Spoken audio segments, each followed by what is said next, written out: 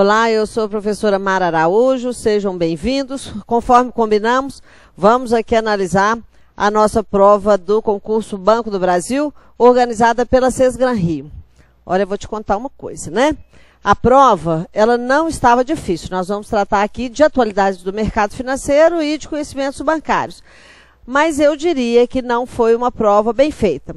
Só para a gente ter ideia, né, numa análise de 20 questões, se a gente tem 5 recursos, significa que tem alguma coisa errada, né? Então, a percepção que eu tive é que o responsável por fazer as questões, ele não foi caprichoso, do ponto de vista do rigor conceitual, do ponto de vista de uma escolha mais seletiva, né, das opções. Então, temos aqui 5 subsídios para você fazer o recurso, se você concordar.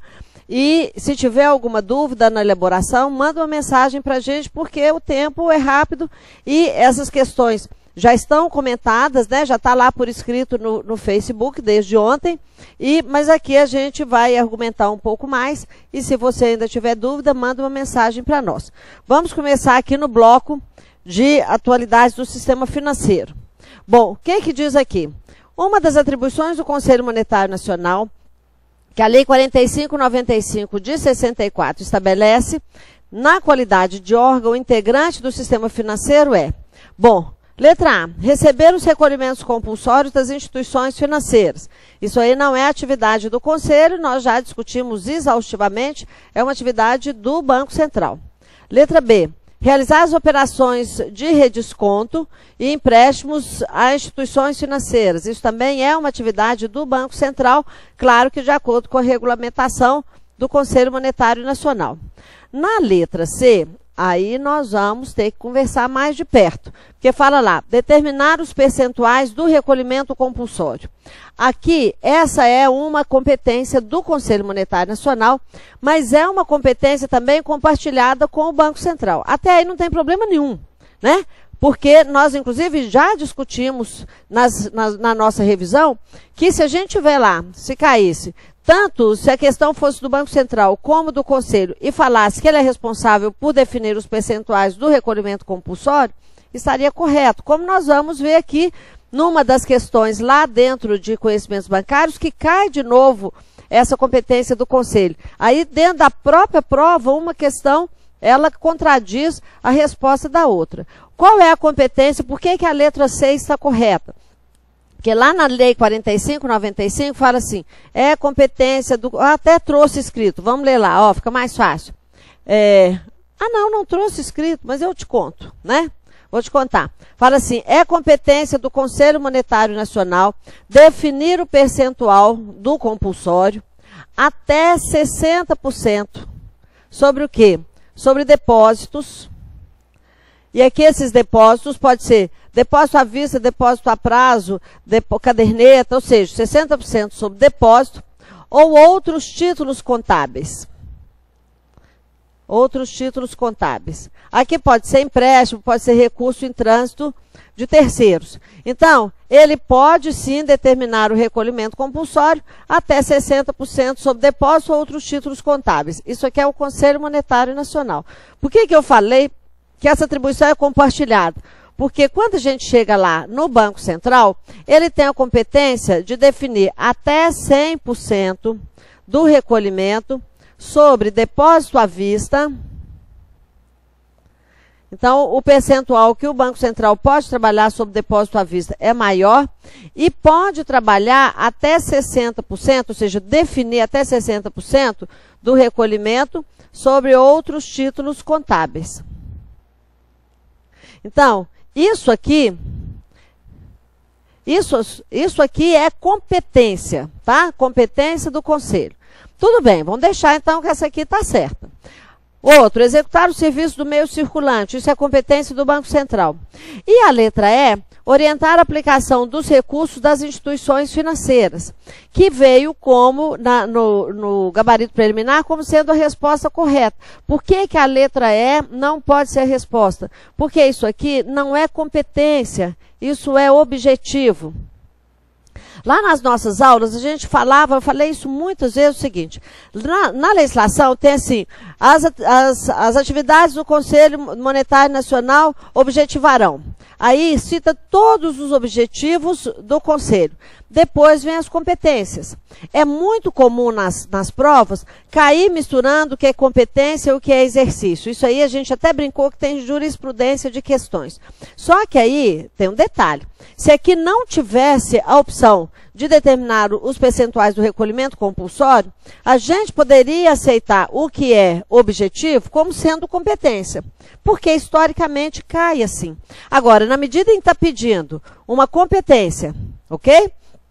Ou atribuição, e eu tenho uma resposta que não é competência, é objetivo, sendo que eu tenho uma outra que é competência, acabou. Aqui não tem a menor dúvida que cabe um recurso, e um recurso consistente, inclusive com a citação dos itens lá da legislação. Lá no Facebook eu pus o número, pus a lei, o parágrafo, o artigo, lá para subsidiar. Não deixe de entrar com recurso nessa aqui, porque essa aqui não tem discussão não, ok?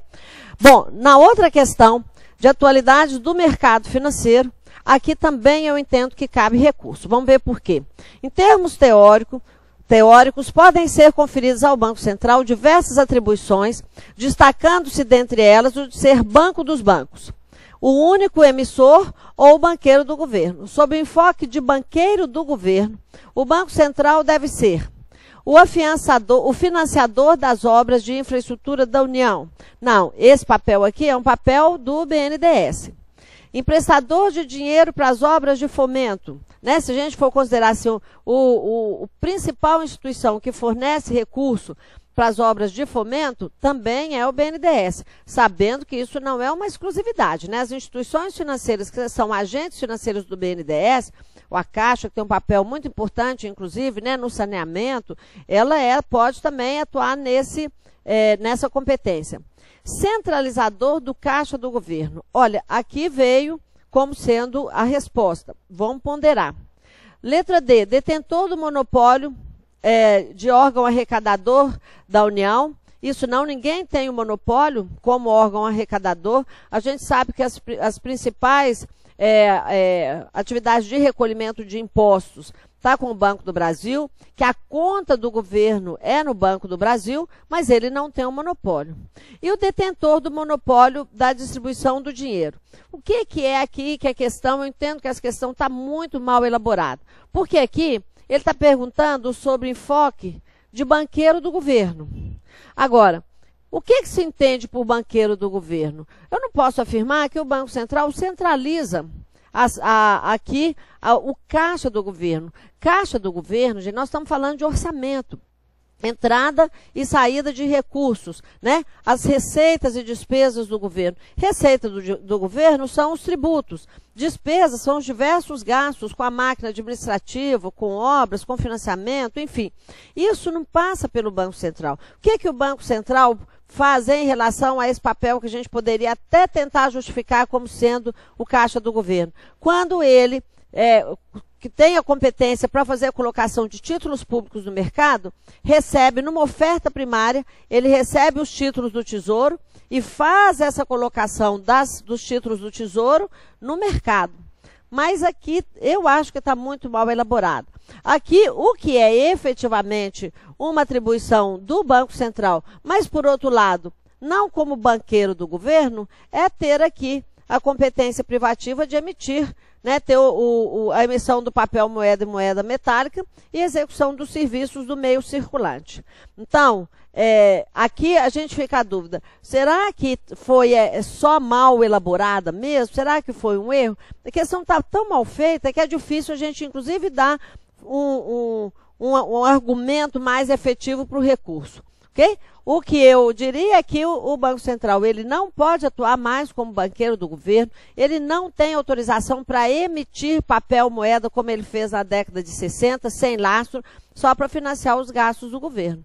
Então aqui eu acho que essa questão deveria ser anulada, tá? Sem fundamento, né? Para falar a verdade. Bom, vamos ver aqui mais uma. Essa tá... Aqui já deu uma discussão enorme em cima dessa questão. Vamos ver o que ela fala.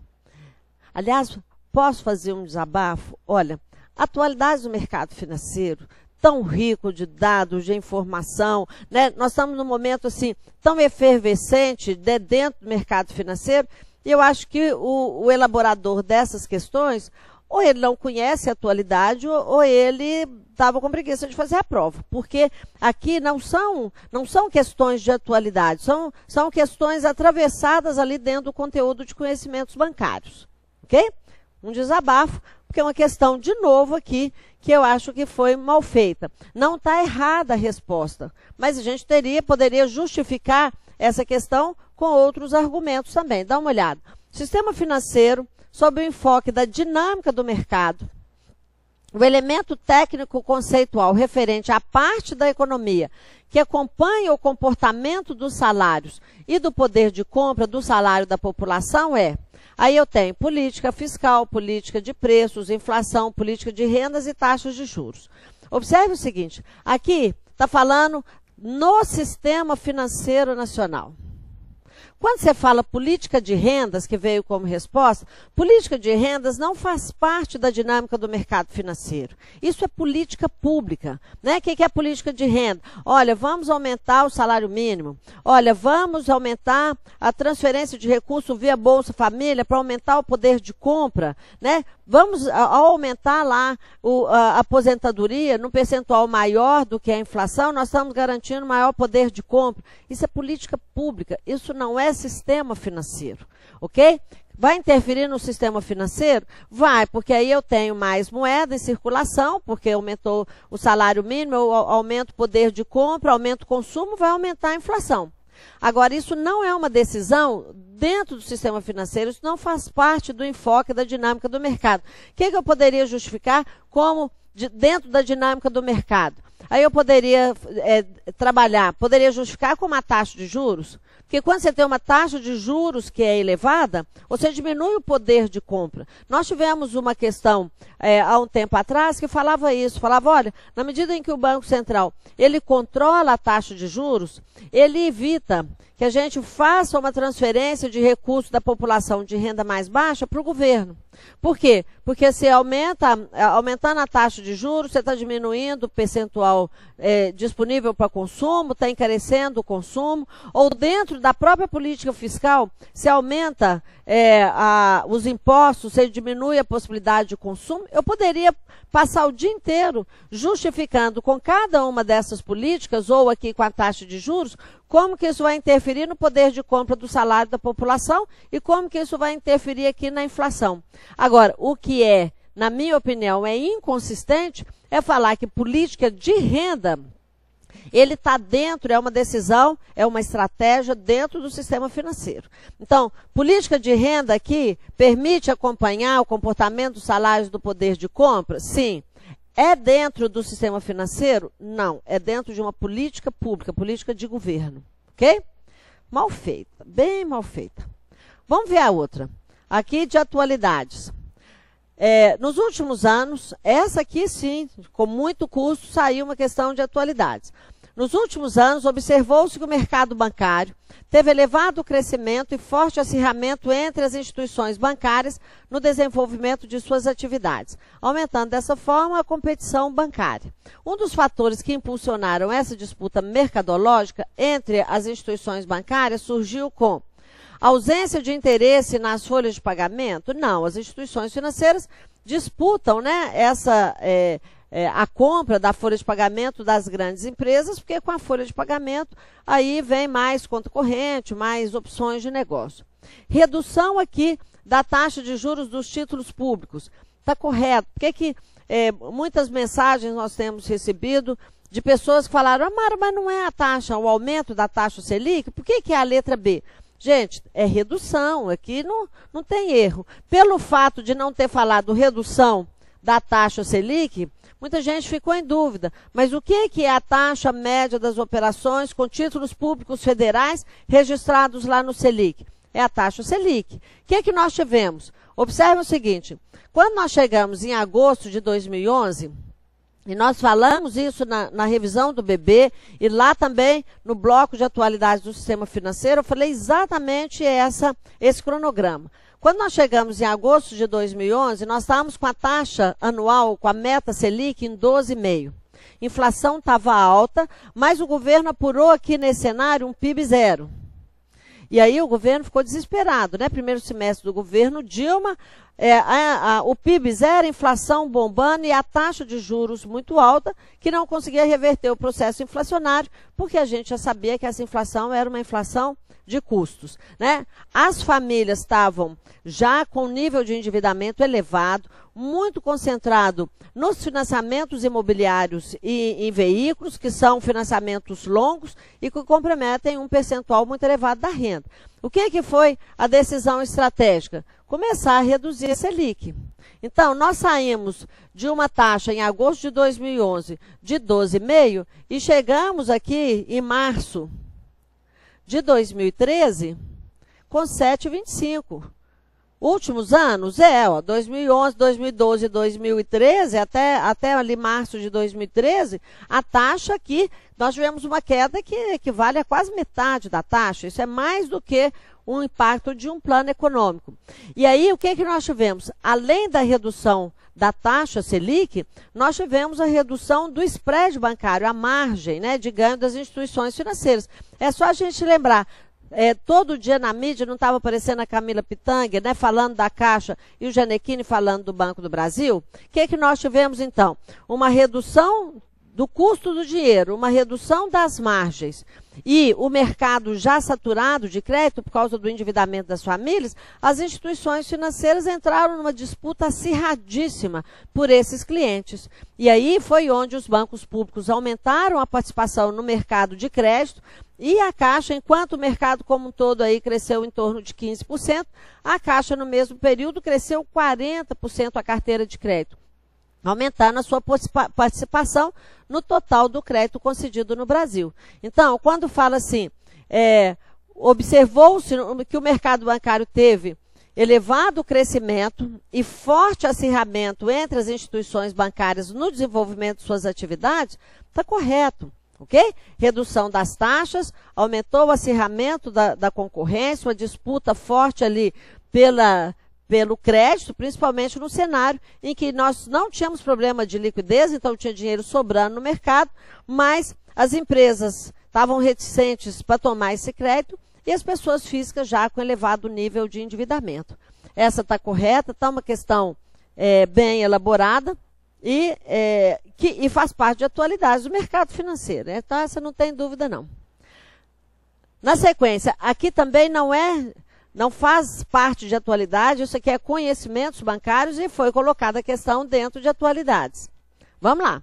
Fazem parte do sistema financeiro, instituições bancárias e instituições não bancárias. Questão bacana, eterna, apesar de não fazer parte desse bloco, mas é uma questão recorrente, a gente sempre tem uma questão sobre isso. Nesse enfoque, pertence ao grupo das instituições bancárias, dentre outros, os bancos. Bom, aqui muitas pessoas tiveram dúvida. E aí, isso aqui foi uma pegadinha, mas eu entendo que foi uma pegadinha inteligente. Por quê, gente? Olha só, primeiro, o que é uma instituição bancária que também pode ser chamada de monetária? É aquela que tem o depósito à vista, que tem a conta corrente. Então, nós temos aqui Conselho Monetário Nacional, aqui eu tenho o Banco Central. Dentro do Banco Central, eu tenho aqui as instituições bancárias ou monetárias, que é a mesma coisa, que engloba aqui o grupo das instituições que tem depósito à vista. Então, quem que eu tenho aqui? Eu tenho bancos comerciais, aqui eu tenho bancos múltiplos. Agora, um requisito para estar aqui é um banco múltiplo com carteira comercial. Aqui eu tenho que ter carteira comercial, necessariamente. Aí eu tenho cooperativas de crédito,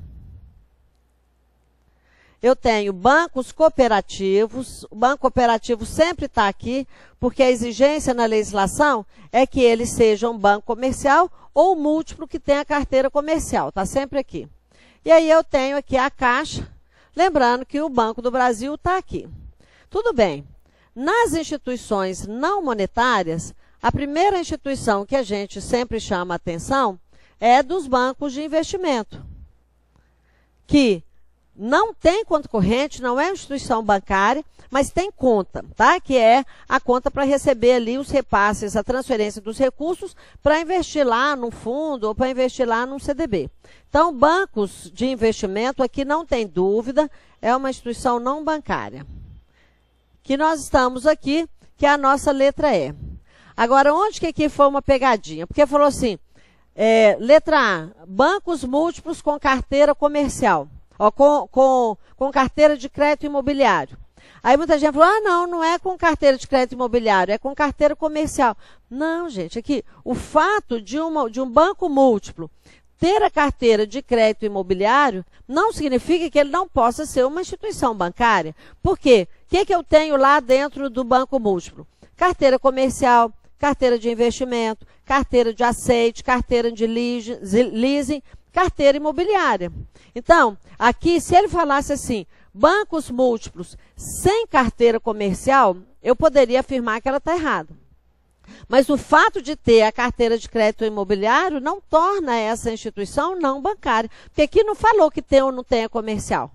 Ok? Por isso que foi uma pegadinha inteligente, nesse caso aqui. Resposta que não tem dúvida, são bancos de investimento.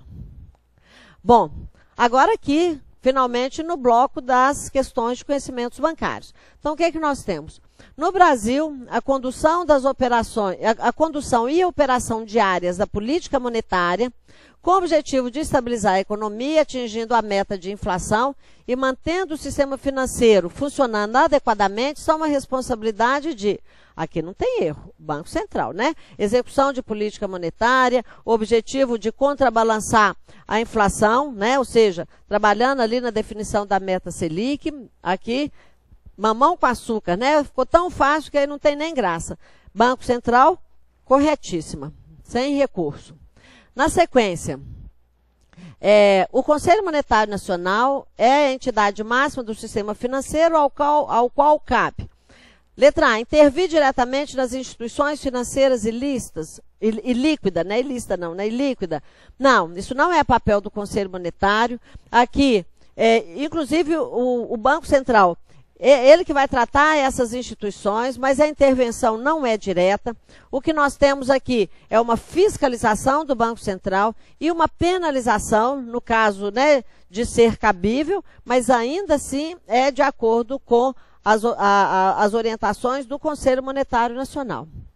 Bom, apurar e anunciar mensalmente a taxa de inflação oficial. Primeiro, qual que é a taxa de inflação oficial? É o IPCA. Quem é que apura? De quem é a responsabilidade de apurar aqui o IPCA? Isso aqui é do IBGE, ok? Que é o Instituto Brasileiro de Geografia Econômica Aplicada, ok? Então, apurar, ele apura, faz lá a pesquisa dos itens, apura a variação dos preços e anuncia, ok? Não tem nada a ver com o Conselho. O que o Conselho faz em relação à inflação? Ele define a meta de inflação, que nós já vimos que é aquele 4,5%, com variação de 2 pontos percentuais para cima ou para baixo, tá? Mas aqui é apurar e anunciar. Autoriza a emissão de papel moeda, tá certíssimo, ele autoriza. Quem tem o monopólio da emissão de papel moeda e moeda metálica é o Banco Central. Letra D, fixar periodicamente a taxa de juros interbancária, não, né? Taxa de juros interbancária, que é o CDI, ele é apurado, né? Ela é definida, apurada não, definida pelo próprio mercado. Então, quando uma instituição capta recurso com a outra via emissão de CDI, esses títulos são registrados lá na CETIP e a CETIP calcula no final do dia a taxa média das operações interbancárias e divulga, ok? Então, ela não é fixada, ela é realizada pelo mercado e divulgada ali pela CETIP. E aprovar o orçamento do setor público federal. Não, orçamento, isso aqui é política fiscal está fora do sistema financeiro, política fiscal envolve Tesouro e Secretaria do Tesouro Nacional. O que o Conselho faz em relação ao orçamento, ele aprova o orçamento monetário apresentado pelo Banco Central, tá? Mas não o orçamento fiscal, o orçamento do setor público. Ok? Essa aqui também está tranquila. Na sequência, o sistema financeiro é composto de 2 grandes subsistemas. Aqui também, mamão com açúcar. Algumas pessoas mandaram mensagem, né, falando o que errou nessa questão, e errou, assim, de distração, tá? Vamos ver o que é isso aqui. Vou até apagar de uma vez, que nós vamos mostrar aqui como que chega nessa resposta. Então, o que nós temos? O Sistema Financeiro Nacional é composto de 2 grandes subsistemas. Fizemos exaustivamente aqui o nosso mapa, né, o nosso organograma, que é o subsistema normativo e o subsistema de intermediação. Tendo em vista essa classificação, fazem parte do subsistema. Então, vamos desenhar o subsistema, que aí nós vamos direto na resposta. Então, o que nós temos? No subsistema normativo, integram o subsistema normativo o Conselho Monetário Nacional como órgão máximo, o Banco Central como órgão executivo máximo e aqui a CVM. Ok? Aí, o que nós temos aqui?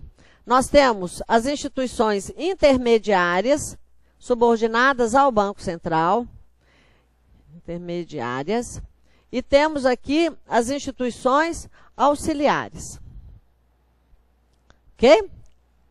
Isso aqui, gente, essas 3 instituições compõem o subsistema normativo, que é o que está lá na questão.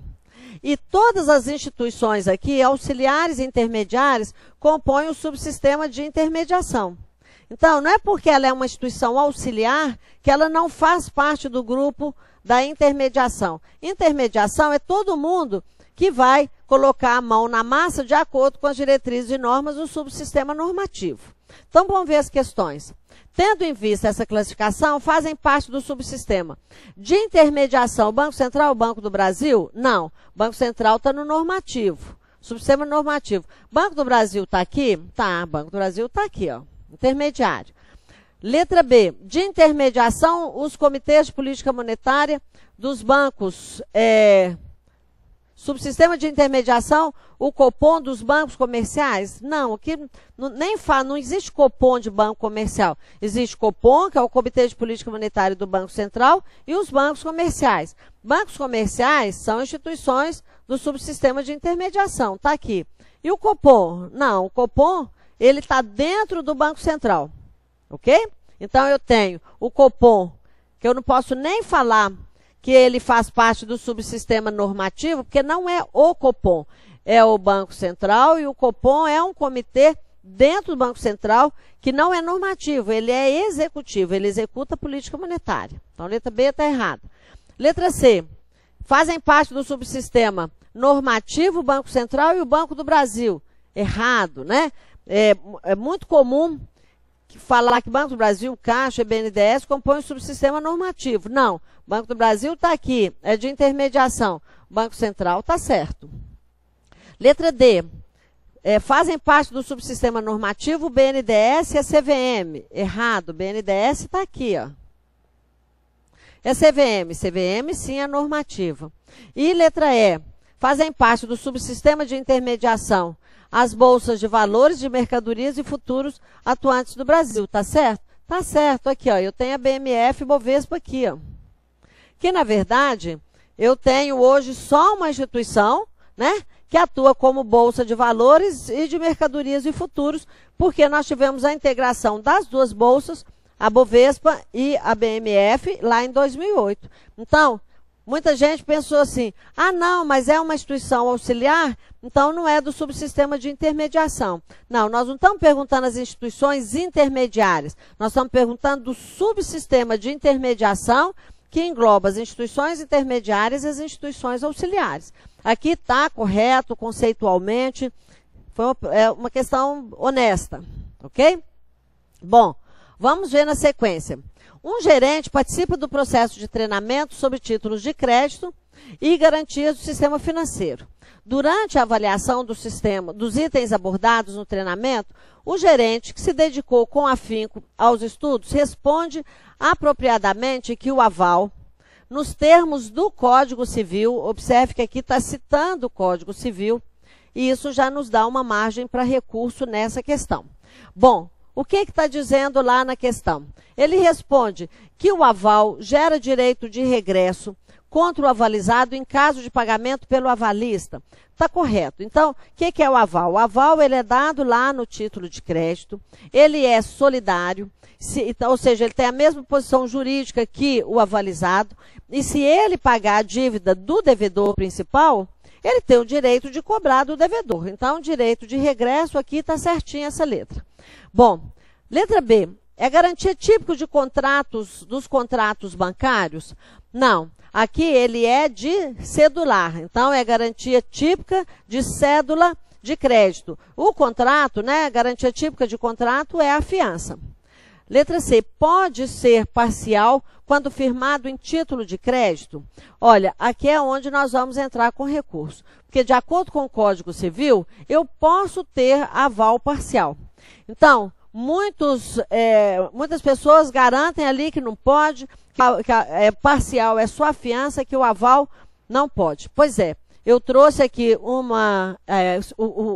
vou citar o item do Código Civil, onde tem, né, muitos estudiosos da área garantem que pode, e aí nós vamos inclusive ler o argumento. Esse argumento está lá disponível para você no Facebook, caso você tenha interesse em entrar questionando essa questão.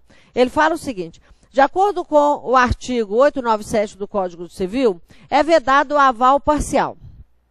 Então, essa vedação, como informam os autores da lei, se justifica se sob o argumento de que a execução do aval parcial oferecer dificuldades de ordem prática. Porque a grande vantagem, né, do artigo que fala que é vedado o aval parcial é porque a vantagem do aval, na medida em que o avalista é solidário, fica muito mais fácil você, que é o credor, executar aquele avalista, né?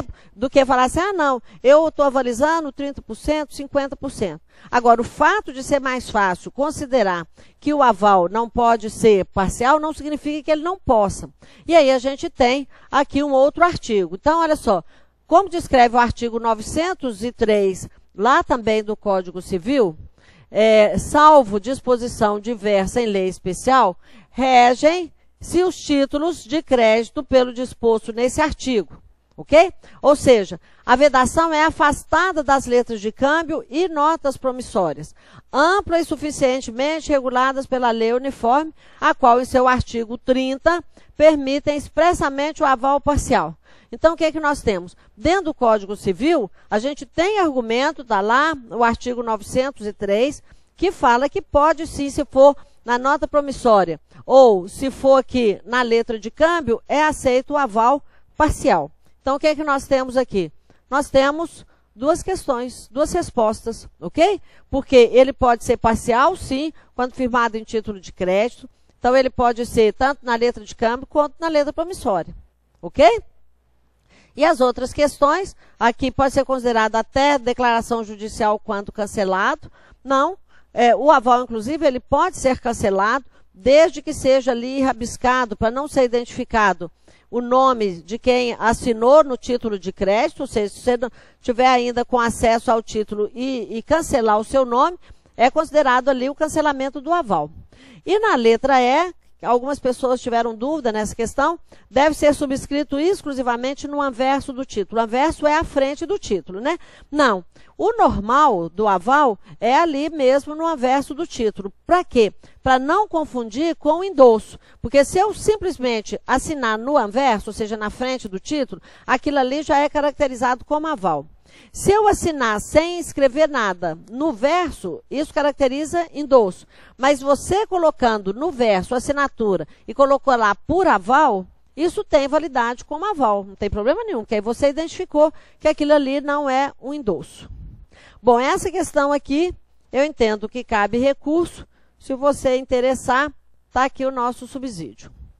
Bom, na sequência, um bancário, almejando promoção na carreira, realiza diversos cursos propostos pelo seu empregador.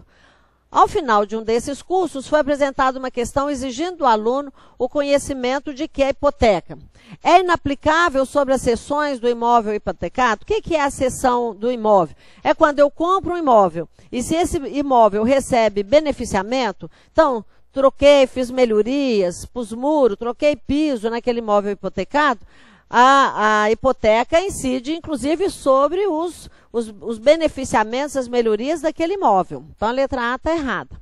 Letra B, é relacionada aos títulos de crédito documentados? Não, é relacionada ao imóvel, né? Hipoteca é de bens imóveis. Letra C, acarreta proibição de alienação do imóvel hipotecado? Não, o imóvel hipotecado pode ser vendido, desde que antes disso a dívida seja quitada. Então, a legislação é bem clara, aqui não teria problema. Letra B, pode incidir sobre navios e aeronaves? Sim, isso aqui, inclusive, nós chamamos atenção lá na revisão final, porque a hipoteca é de bens imóveis, mas nesse grupo entram aqui aeronaves e navios, isso está na legislação, tranquilo, mamão com açúcar. E pode ser realizado por pessoa absolutamente incapaz? Não. Pessoa absolutamente incapaz, ela não tem, significa que ela não está apta para exercer ali os seus direitos, né, e responder pelas suas atitudes dentro do Código Civil, né? Então, ela não pode realizar hipoteca porque ela não pode responder ali pelos seus atos, tá certo? Então, letra D aqui está tranquilo. Na sequência, o Banco do Brasil é considerado agente financeiro especial do governo federal devido a algumas atividades que desempenha como? Bom, aqui, observe, nós não estamos falando das atribuições que o Banco do Brasil faz como uma instituição financeira. Mas o que o diferencia como um agente especial? Normalmente cai uma questão sobre isso, ainda bem, Sesgran-Ri, vamos agradecer, né? Colocou que a gente sempre esperava que caísse mesmo. Só que aqui o que nós temos? O Banco do Brasil faz seguro de bens imóveis? Pode, ele pode fazer um seguro residencial. Isso faz dele um agente especial do governo? Não, isso é uma atividade comum, corriqueira de qualquer instituição financeira. Faz fiança bancária para investidores em bolsa? Não, né? Hoje, a fiança bancária, quando a gente trata do mercado de capitais, ele é requerido pelo emissor, por exemplo, de um comercial paper, por exemplo, uma nota promissória. Mas para o investidor de bolsa, não é comum. E aqui, mesmo se essa operação pudesse ser feita, isso não faria do Banco do Brasil um agente especial. Execução da política de preços mínimos de produtos agropecuários? Sim. Por quê? O Banco do Brasil, se a gente pegar as 3 grandes instituições, são consideradas agentes especiais, eu tenho Caixa, BNDES e Banco do Brasil. O Banco do Brasil, o que é o diferencial dele? Execução da política de preços mínimos de produtos agropecuários, a responsabilidade pela execução da compensação de cheques e outros papéis, agente pagador e recebedor do governo, centraliza os recolhimentos dos tributos. Então, é isso que faz dele, assim, e principalmente, né, a execução das políticas de crédito rural. Então, associamos direto o crédito rural ali ao Banco do Brasil. Se a gente pegasse uma questão semelhante, como falando da Caixa, seria saneamento, seria habitação para a população de baixa renda, administração de fundos e programas, monopólio do penhor, monopólio das loterias, né? Administração das loterias e por aí vai. Extensão de CDC, né? Agora, vou abrir um parêntese aqui para a gente ver como que, mesmo numa questão que é tranquila de acertar, como que é mal elaborado. Quando você fala assim, extensão de crédito direto ao consumidor. O que é extensão? É oferecer, sabe, as propostas, as questões propostas, as opções são muito mal feitas, né? Isso aqui não é que gera uma dificuldade, porque a questão aqui é uma questão óbvia, tranquilo, mas ela está mal elaborada, né? Tantas opções para colocar aqui, poderia colocar até a questão do saneamento, da loteria, né? Misturar as atribuições da Caixa ou do BNDES como agente especial. Não, põe extensão de CDC. Bom, se isso quer dizer que oferecer o CDC para os clientes, não é uma exclusividade do Banco do Brasil e nem faz dele um agente especial, porque isso todas as instituições hoje bancárias oferecem. E concessão de cartão de crédito também, né? É um produto normal, não diferencia uma instituição financeira, ok? Bom, o que nós vamos Vamos ajustar aqui um pouquinho. Vamos trabalhar agora na próxima questão. Então, o que é que nós temos aqui? Atualmente, essa aqui está legal, essa está honesta. Atualmente, as instituições financeiras oferecem aos seus clientes diversos tipos de investimentos, dentre os quais está o investimento em ações de companhias abertas que podem ser negociadas em bolsas de valores. A característica mais atrativa do investimento em ações é possibilidade de, vamos ler as opções, depois a gente discute. Possibilidade de ganhos superiores aos oferecidos em fundos de investimentos. Por que que isso aqui está correto? Porque fundo de investimento, apesar de eu poder ter fundo de investimento em ações, quando eu aplico num fundo, eu tenho menos risco do que se eu comprar diretamente uma ação.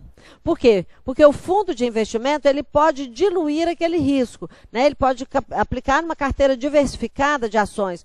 Então, se essas ações ali não são correlacionadas, não são todas do mesmo setor, quando uma sobe, a outra desce, e na média ali, eu tenho menos risco. Então, a vantagem grande e atrativa aqui é eu poder ter um ganho superior, evidente, é a possibilidade, porque em contrapartida há um risco mais elevado. Então a gente sempre pergunta, por que que o investidor arriscaria aplicar no mercado de renda variável, no mercado arriscado? Exatamente porque tem a possibilidade de ter maiores ganhos. Possibilidade, porque eu posso também ter ali perdas expressivas. Então essa é a correta. Letra B, isenção de IOF no ato da negociação de ações? Não. O IOF, tem isenção de IOF? Tem, mas não é no ato de negociação, é na apuração do ganho de capital. Não tem, nunca teve IOF no mercado de ações. Essa não é a característica mais atrativa, ok? O que eu tenho de imposto no ato da negociação é uma antecipação do imposto de renda, mas que também, né, não é uma questão atrativa. É até ruim porque ele constitui ali uma opção de rastreamento pela Receita Federal, caso o acionista deixe lá de fazer a apuração e eventualmente pagar o imposto. Baixa probabilidade de perda? Não, né?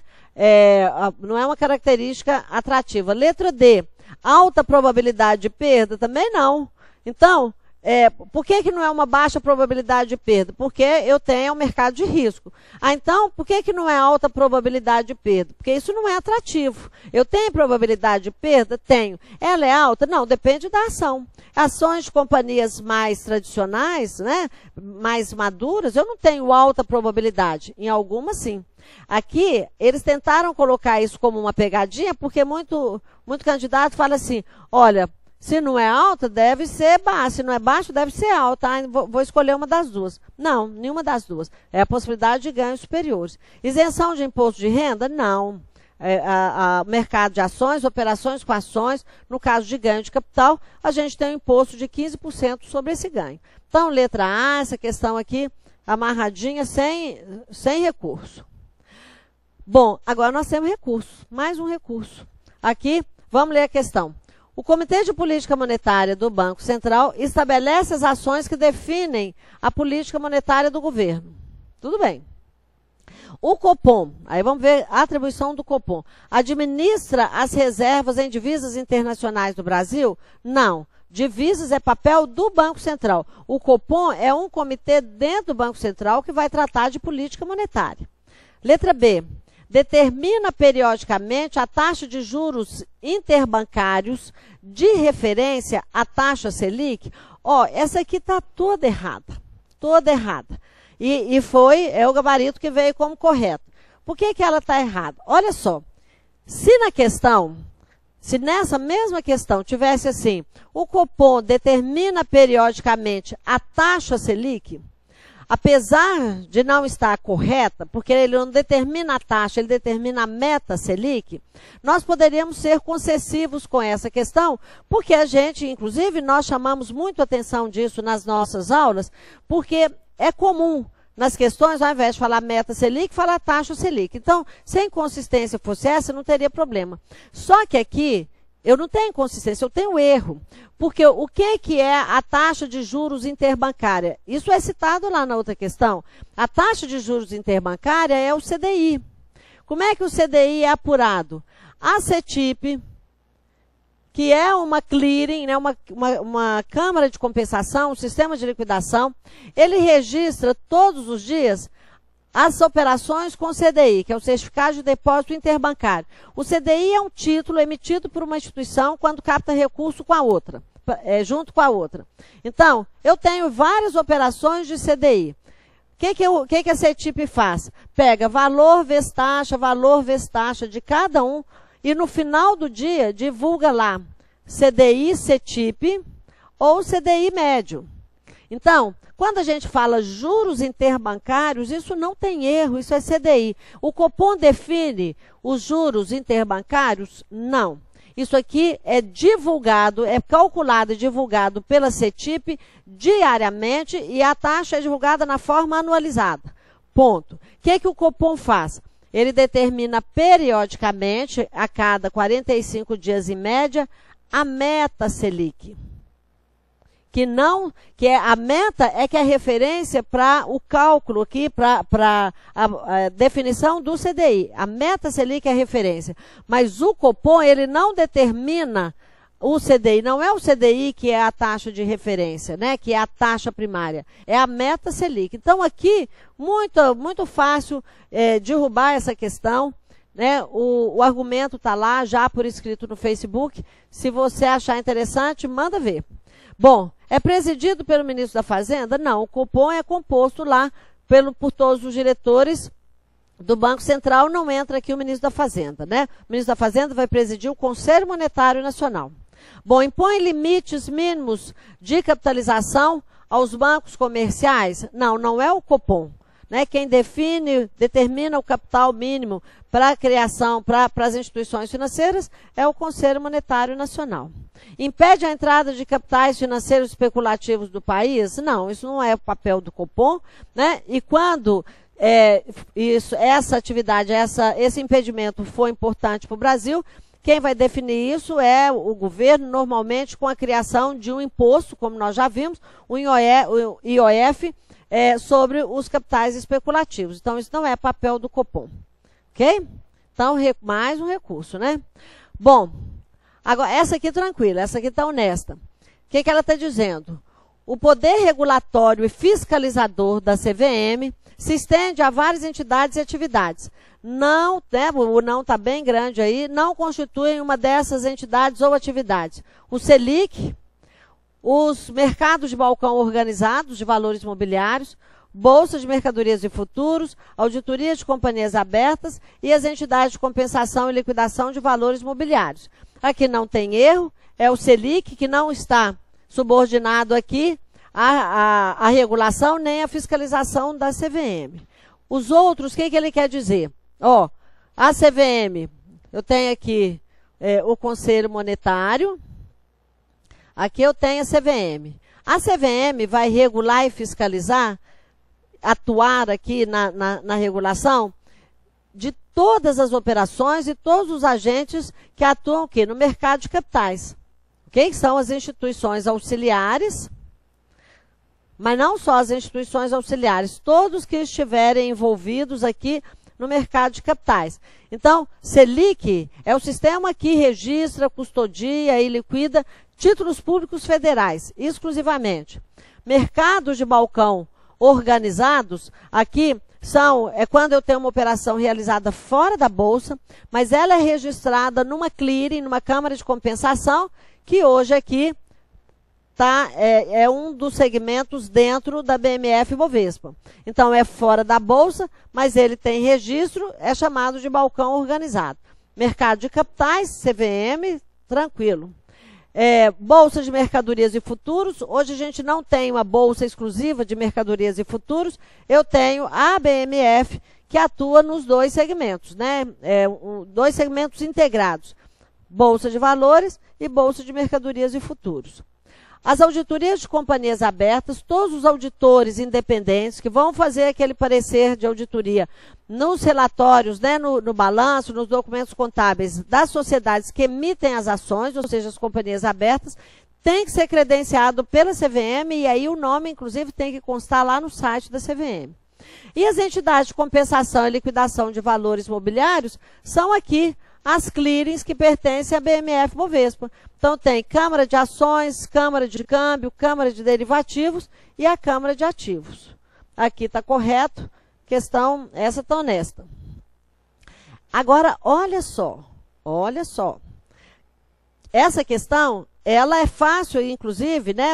O Sesgran Rio não tem como anular aquela primeira questão nossa lá de atualidades, onde está perguntando a atribuição do Conselho, né, que nós deu a resposta que era objetivo e o que era atribuição mesmo desconsiderou. Porque na própria prova, na mesma prova, tem falando da competência do Conselho Monetário Nacional, definindo aqui os percentuais do recolhimento compulsório. Então, o que ele fala? Nos termos da lei de regência, cabe ao Conselho Monetário definir determinar o recolhimento de determinado percentual do total dos depósitos e outros títulos contábeis das instituições financeiras, seja na forma de subscrição de letras do Tesouro, seja na compra de títulos da dívida pública federal, ou ainda através do recolhimento em espécie. O que ele está falando aqui? Cabe ao Conselho determinar o recolhimento compulsório. Ok? De até quanto? Até 60%. Então, o Conselho Monetário até 60% sobre depósitos e outros títulos contábeis. Então, isso aqui já é um bom argumento para pedir anulação lá da outra questão, que desconsiderou a competência do Conselho de determinar o recolhimento compulsório. Ok? Essa aqui bacana, exige conhecimento, né? Exige que a pessoa tenha estudado para saber esse percentual. Bom, essa também aqui, mamão com açúcar, essa, né, questão de graça. O Fundo Garantidor de Crédito foi criado para, dentre outras finalidades, proteger depositantes e investidores no âmbito do sistema financeiro, até os limites estabelecidos pela regulação, que hoje é de 250 mil por CPF ou CNPJ. Bom, tal fundo é pessoa jurídica caracterizada como, é uma sociedade civil sem fins lucrativos. Aqui, tranquilo, não tem erro, né?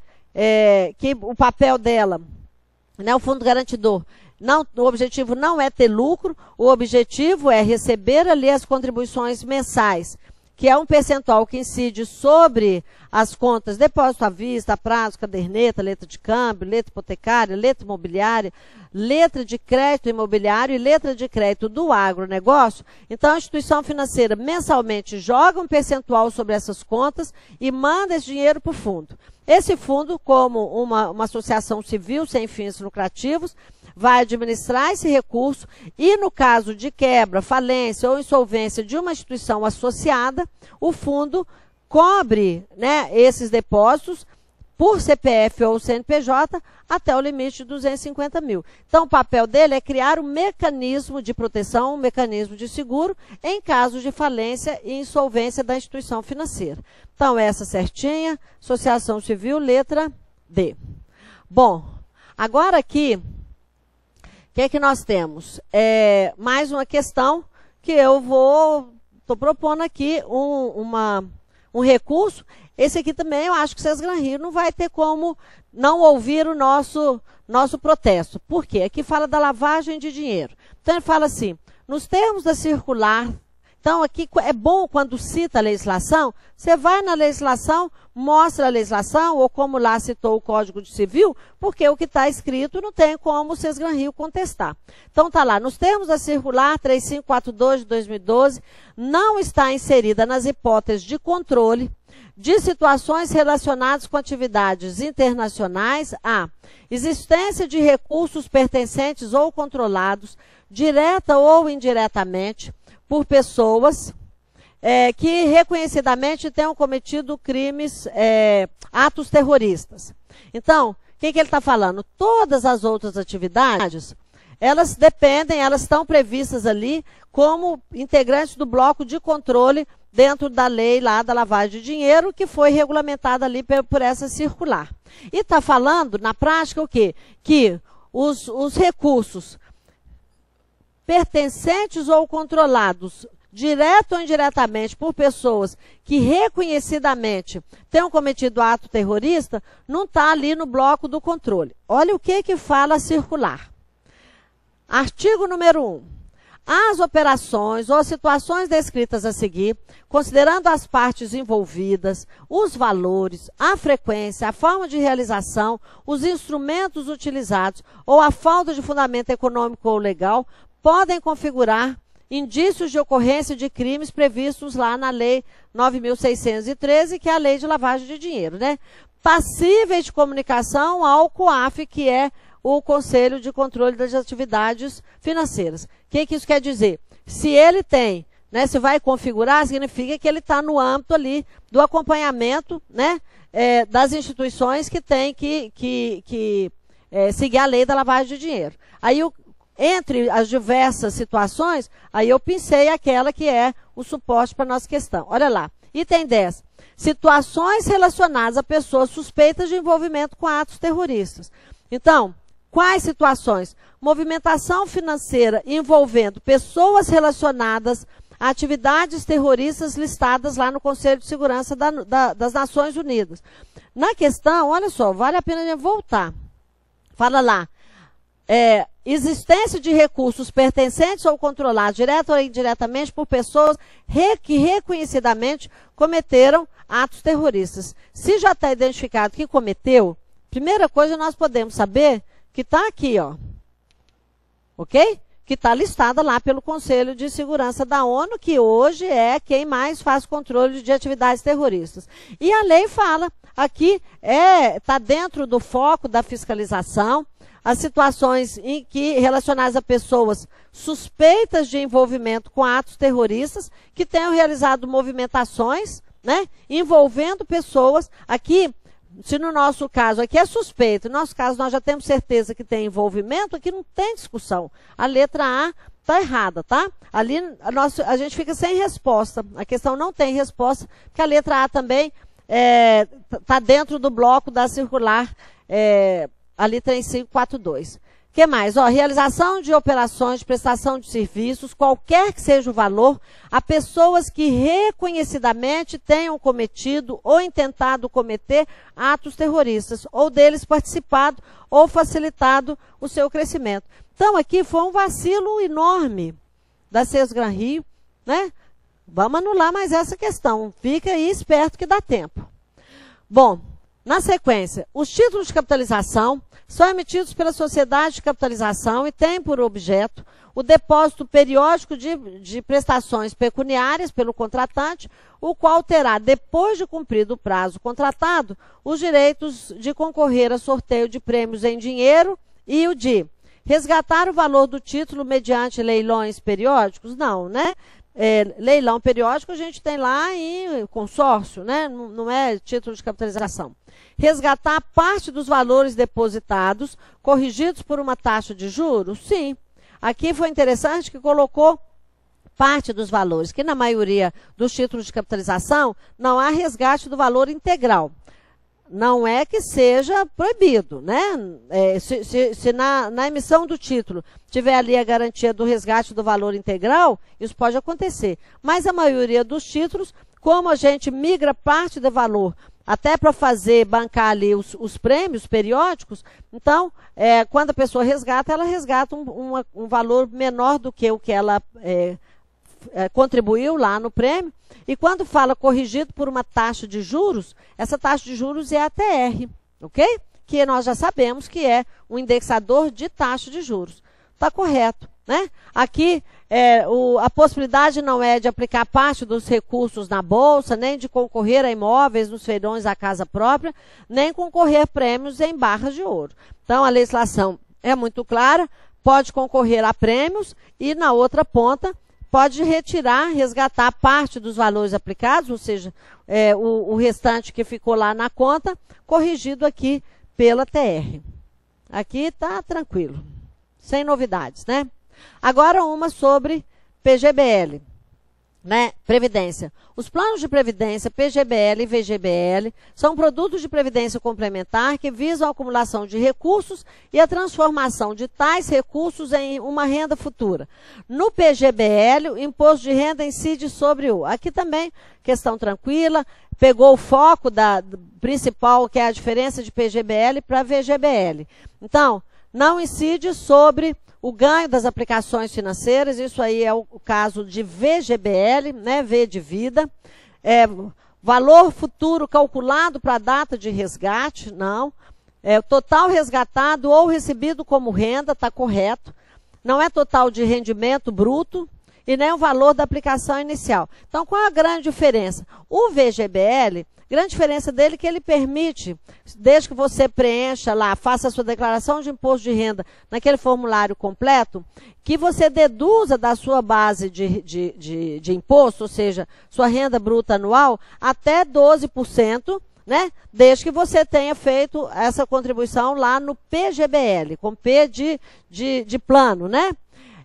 Agora, em contrapartida, um benefício em contrapartida, quando você resgata, aí o seu imposto vai incidir sobre o valor total e não sobre o rendimento.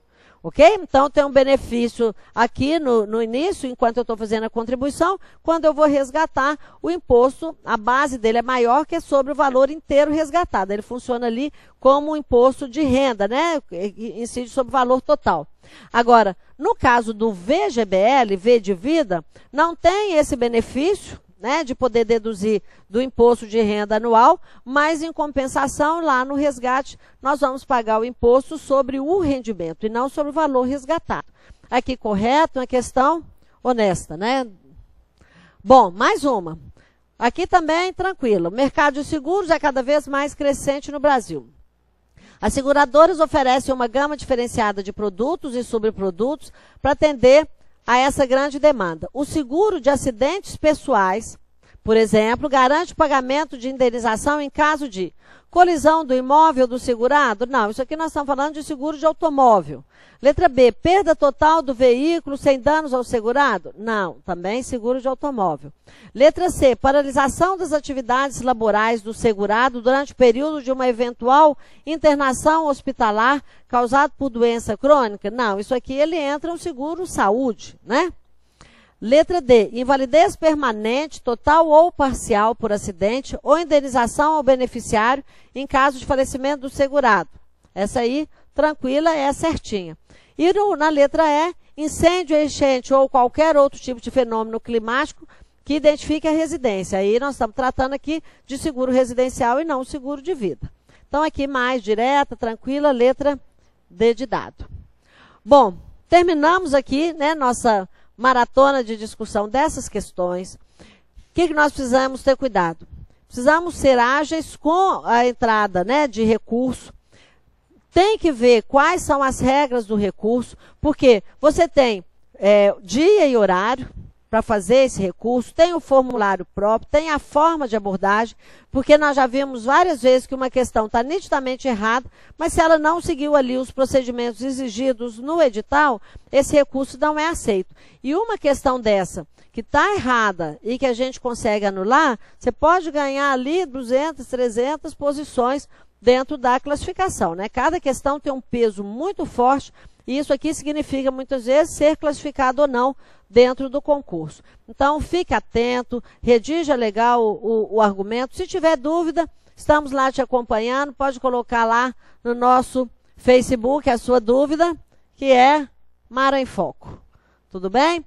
Observem o seguinte, agora é fazer esse recurso, virar a chave e não vamos deixar de fazer o concurso da Caixa, né? O concurso da Caixa, vamos aproveitar que nós já estamos no gás, vamos reforçar esse nosso estudo, vamos fazer aí juntos várias revisões, vamos trabalhar as dicas, vamos, CESP, muita gente fica lá, CESP é mais difícil, não, CESP tem a grande vantagem que as questões são mais previsíveis, porque CESP trabalha em cima da legislação, ela é mais direta, tem mais rigor conceitual, então a possibilidade de cair umas questões assim, mal elaboradas, como a gente viu aqui hoje, é menos provável no CESP. Então, aproveita o gás, vai em frente e pode continuar contando conosco. Grande abraço para você.